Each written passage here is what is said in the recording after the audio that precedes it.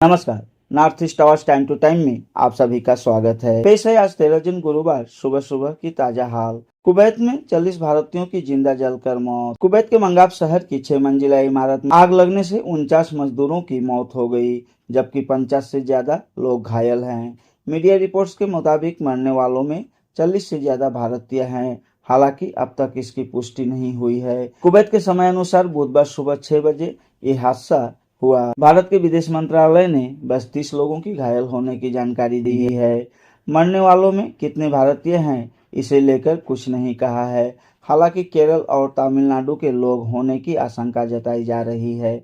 उधर प्रधानमंत्री नरेंद्र मोदी दिल्ली में रिव्यू मीटिंग बुलाई। विदेश राज्य मंत्री कीर्तिवर्धन सिंह ने कहा कि वे जल्द ही कुवैत जा सकते हैं। बाल विवाह पर काबू पाने के लिए लड़कियों को मासिक भत्ता देगी राज्य सरकार। मुख्यमंत्री निजुत योजना को हिमंत कैबिनेट ने दी मंजूरी। राज्य में बाल विवाह पर अंकुश लगाने तथा महिलाओं की उच्च शिक्षा पर बल देते हुए हिमंत कैबिनेट ने मुख्यमंत्री निजुत मोइना योजना की 5 साल तक जारी रखने की मंजूरी दी है। इस योजना के अंतर्गत चालू वर्ष के 11 अक्टूबर को राज्य की चयनित छात्राओं को क्रमशः 1,1250 और 2,500 रुपए सरकार की ओर से डीबीटी के जरिए दिए जाएंगे। बुधवार को लोकसभा भवन में आयोजित मंत्रिमंडल की बैठक के बाद मुख्यमंत्री निजुत मोइना की विस्तृत जानकारी देते हुए मुख्यमंत्री डॉक्टर हिमंत बिस्वा शर्मा ने कहा कि बाल विवाह को रोकने और शिक्षा के माध्यम से बालिकाओं को सशक्त बनाने के लिए उनकी सरकार ने मुख्यमंत्री निजुत मोइना नामक नई योजना शुरू की है। इस योजना से साल में 2 लाख छात्राओं को लाभ मिलेगी। चाय बागानों में लाइन रोड निर्माण के लिए 800 करोड़ की मंजूरी। सरकार ने राज्य के चाय बागानों की यातायात व्यवस्था में सुधार लाने के लिए बड़ा फैसला लिया है। इसके तहत 800 चाय बागानों में लाइन रोड निर्माण किए जाएंगे। प्रत्येक चाय बागान में इस कार्य के लिए 1 करोड़ की राशि खर्च की जाएगी। बुधवार को जनता भवन में मुख्यमंत्री डॉक्टर हिमंत बिस्वा शर्मा की अध्यक्षता में आयोजित मंत्रिमंडल की बैठक इस फैसले को मंजूरी दी। गरीब और मध्यम वर्गीय विद्यार्थियों के लिए हर जिले में होंगे कोचिंग सेंटर, बोले मुख्यमंत्री डॉक्टर हिमंत बिस्वा शर्मा। मुख्यमंत्री डॉक्टर हिमंत बिस्वा शर्मा ने राज्य के गरीब और मध्यम वर्गीय परिवार के विद्यार्थियों को सरकारी खर्च में विश्व स्तरीय कोचिंग देने की प्रतिबद्धता को दोहराते हुए चरणबद्ध तरीके से हर जिले में एक एक कोचिंग सेंटर स्थापन करने की घोषणा की है। उन्होंने बताया कि डिब्रूगढ़ और तेजपुर के बाद अब सरकार ने नलबाड़ी, सिलचर और जोरहाट में सरकारी कोचिंग सेंटर खोलने की पहल की है। संवाददाताओं के साथ बातचीत करते हुए मुख्यमंत्री ने ये दावा किया। उनकी सरकार गरीब और मध्य वर्गीय परिवार के विद्यार्थियों के विकास के लिए काफी कुछ कर रही है। ड्रग्स विरोधी अभियान के तहत बुधवार को करीमगंज पुलिस को मिली बड़ी सफलता। 67 करोड़ रुपए की नशीली याबा टेबलेट जब्त, 3 गिरफ्तार।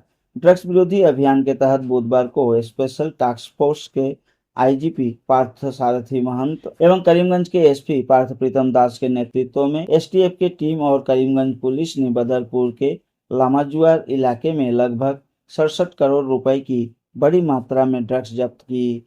एसटीएफसी का कहना है कि शाम 4 बजे चले अभियान में करीबन 2,20,000 याबा टेबलेट जब्त किए गए हैं। एक बोलेरो की 2 बैकलाइट के भीतर गुप्त रूप बने चेंबर के अंदर डिब्बों में छिपा कर रखे गए थे।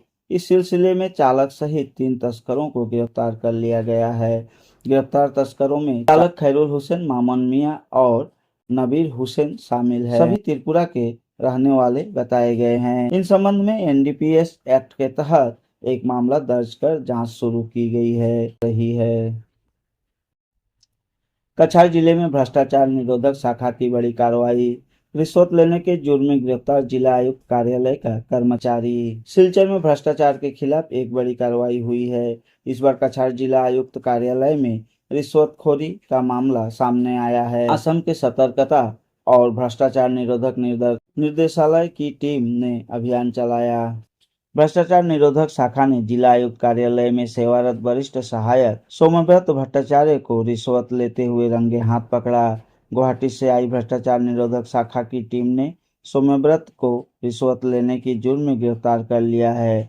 सोमव्रत जिला आयुक्त कार्यालय की राजस्व शाखा में कार्यरत हैं। पुलिस की भ्रष्टाचार निरोधक शाखा के एक सूत्र ने बताया कि उसने सिलचर शहर की रामनगर इलाके के निवासी राधेश्याम साहू नाम के व्यक्ति से रिश्वत की मांग की थी। राधेश्याम ने रामनगर में कुछ जमीन खरीदी है। जिस व्यक्ति से उसने जमीन खरीदी थी उसके चचेरे भाई ने इस पर आपत्ति जताई थी। सुनवाई के दौरान शिकायतकर्ता ने अनुपस्थिति रहने पर राधेश्याम साहू ने अपनी ओर से एक तरफा फैसले की गुहार लगाई, जबकि सोम्यव्रत ने एक तरफा फैसला सुनाने के लिए 40,000 रुपए की रिश्वत की मांग की। मांग के अनुसार साहू ने कई किस्तों पे 38,000 रुपए का भुगतान किया। 38,000 रुपए देने के बाद साहू ने कहा कि इससे ज्यादा पैसा देना उनके लिए संभव नहीं है। आरोपों के अनुसार सोम्यव्रत ने शेष 2,000 रुपए भी चुकाने की मांग की। ऐसे में साहू ने भ्रष्टाचार विरोधी विंग के दरवाजे खटखटाए और शिकायत मिलने पर भ्रष्टाचार विरोधी विंग ने सोम्यव्रत को रंगे हाथ पकड़ा। बराक घाटी में 12वीं पशु तस्करी गिरोह एक बार फिर सक्रिय हो गया है। हैलाकांदी मिजोरम सीमा के रास्ते आ रहा संदिग्ध बारमीज गायों को काटीगोड़ा में पकड़ा गया।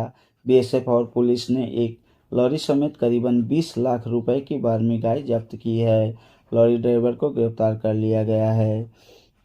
बराक घाटी में बारमी गायों का व्यापार लंबे समय से सक्रिय है।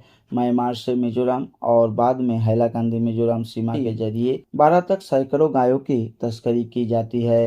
हैलाकांदी में एक सिंडिकेट बनाया गया है। इसी सिंडिकेट के जरिए बराक घाटी के अलग अलग हिस्सों में लंबे समय से ये तस्करी चल रहा है। फिलहाल बुधवार को काटीगोड़ा में पुलिस अभियान चलाकर 20 लाख रुपए की बारमीज गायों के साथ लॉरी ड्राइवर को गिरफ्तार कर लिया है। नरसिंहपुर शिक्षा खंड के तहत 639 नंग मथुरापुर एलपी स्कूल का पर्यावरण जागरूकता सप्ताह यानी ग्रीष्मकालीन शिविर का सफल समापन हुआ।